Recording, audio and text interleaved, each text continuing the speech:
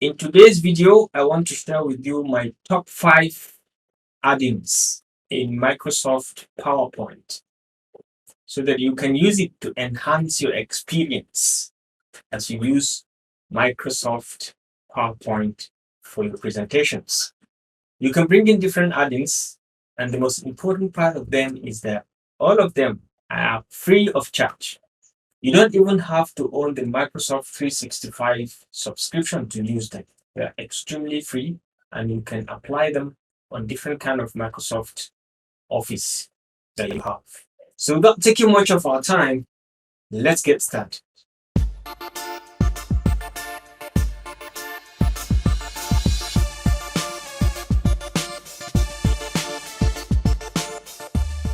All right, so the first add-in we're going to consider today is the Pixels add-in. This is a very powerful add-in that you can use to bring in photos, fantastic photos with high resolution into your presentations. So generally, to bring in an add-in into PowerPoint or any of the Microsoft Office platforms, all you need to do is to start by coming to Insert, and you come all the way to Get Add-ins. Over here, you click on Get Add-ins, and then you should make sure you're on the store here. Then you just come over here and search the particular add-in you're looking for. So for this, our first case, let's type Pixels. So once we type Pixels and hit enter, it's going to bring us Pixels free stock photos. So you just click on add, you hit on this, and then you can agree and just continue.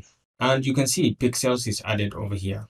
Okay, so all you need to do is to click on it and to open the Pixels add-in here to start by searching any kind of photo from any kind of area of your interest. So let's say we are going to search for something related to research. You hit on enter and then you wait until it browses, and then you can see a bunch of images that you can use to actually showcase research directly. So let's say we're going for something like this. You just click on it and it's going to add it directly into your PowerPoint slide. So you can click on it and you can move it around.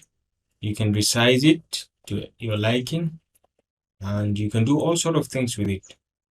Once you are done, or you need to add more, you can still come over and add more here. You can resize as well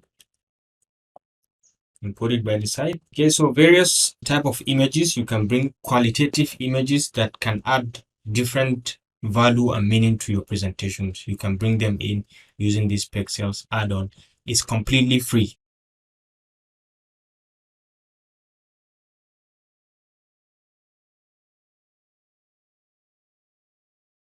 So the next add-on that I find very interesting and also extremely important is the QR for Office. This is very useful when you are creating QR codes or barcodes for your documents, maybe your pictures.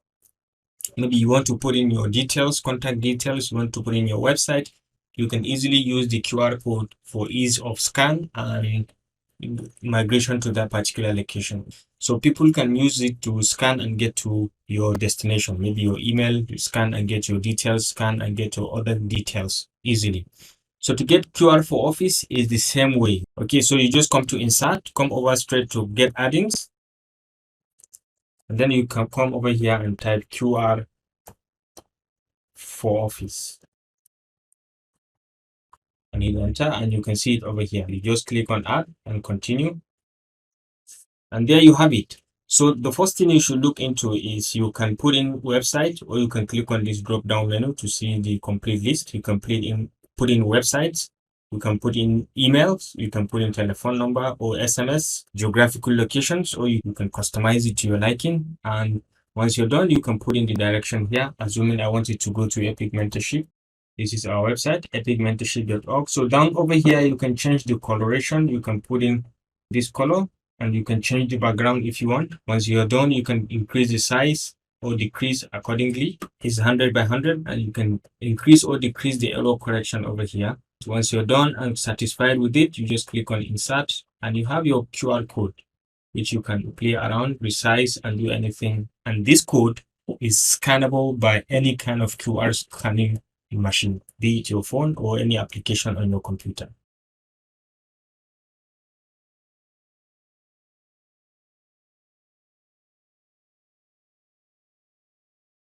The next add-in, also interesting, is the to-do list. You can come to insert easily, come over to get add-ins, or if you have done it, if you have it already, like now I have this to-do list on my PowerPoint. So all I need to do is to come over to my add-ins, and you'll see it in the list.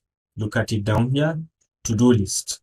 Then you click on it to activate it. Click on it, and then you come over here and click on add, and it will just add it just like that. So you can bring in a name list, can enter any name. Maybe you can say make video. Okay, I'm putting. So you have a bunch of them that you can always add. And once you are through with a particular task, you can always check off, and it will strike it through and then bring it to the bottom, and then it will bring the next one on top. If you are done also, you can check off, and it will bring it down and check it off, and then bring the next one. And you can easily remove by clicking on this star button. It will remove it for you. You can put in as many as you want, from here. So this is going to help you. To be very much productive, and you'll be focused on what tasks you have at hand and how you can get them completed.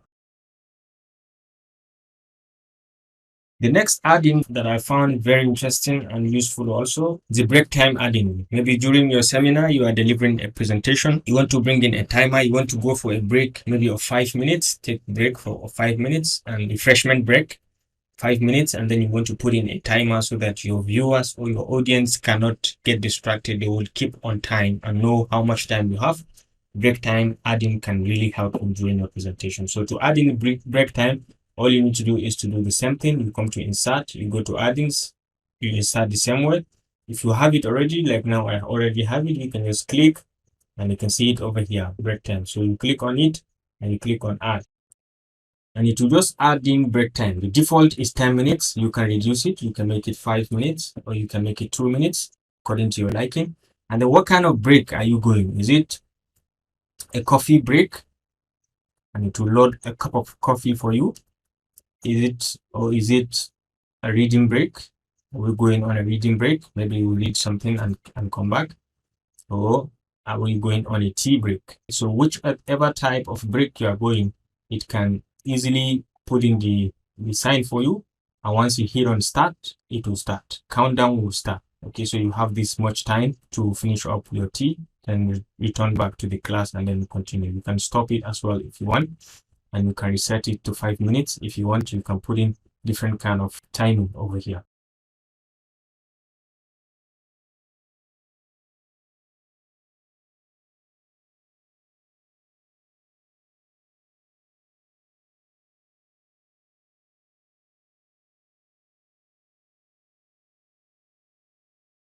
The last and most important add-in that I find is the PhET simulations. This is very fantastic for science students and those who do mathematical simulations. They can easily use it to teach their students on different kind of simple simulations for ease of understanding in your subjects. So to get PhET simulations, all you need to do is to come over the same way, come to insert, go to get add-ins, and then if you already have it, like now I already have it, so you can come over and check on PhET Science add-in. It's a free, fun, interactive simulations for science and math instructions. Okay, so you can just click on it and then click on add. So there are a bunch of simple simulations that you can see, from acid-base solutions, how do they react, and how you can use it to teach your students, to area builder, area model algebra. You can see a lot of them. Area model multiplication, you can do all this. You can do a lot many more, so many things that you can do. Capacitor lab basics, what is capacitor and how does it operate? You can see the basics here. You can see color vision. You can see different kind of simulations that you can use to teach your students very basic science stuff. So let's try to look at one of them and see what happens. How does it behave? So let's look at concentration. You just click on it, and so this is what your solution change color as you mix chemicals with water. You mix different kind of chemicals with water, then you will see how the solution changes. Okay, you can measure concentration. So this is the water that you have. You can increase the evaporation if you want, and you can put in different kind of solute into it, and this is your tap. You can increase more water, you can reduce the water from here by clicking. It will reduce. If you want to bring in different solute, you can bring in, this is drink mix. You can click to have it drop the solute inside it, or you can bring in solution. You can put in any solution. You can come into this drop down and you can bring in maybe potassium dichromate. Maybe let's say we have potassium dichromate inside this, and then once we click, it will add it to the solution, and see it quickly immediately change the coloration of the water. You can increase evaporation rate if you want, and you can see as you are increasing, the water is coming down also. You can put in more potassium dichromate, or you can bring in another different chemical. Maybe we'll put in nickel 2 chloride. You put in and let's see what happens. Okay, how the solution changes.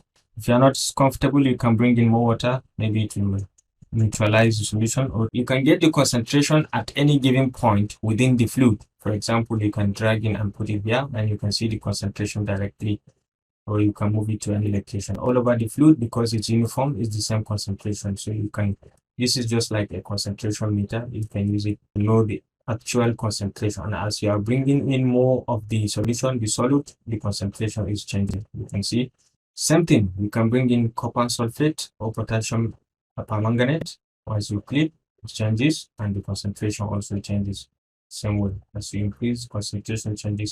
So same way, this is very, very interesting, and I find it very, very fantastic for students to use it to learn basic operations in science and mathematics. A lot of simulations are there for ease of teaching. This can work either on the slide here or on the presentation mode. Anyone can work. You can just bring in water. You can reduce the water if you want. Okay, the solution can go out, and you can bring in any chemical as you are delivering the lecture to your students. All right, guys, thank you so much for watching. If you enjoyed this video, give it a thumbs up, and always remember to hit the like and subscribe button to stay connected to this channel for more of our very, very useful videos. I'll see you in my next video. Peace out.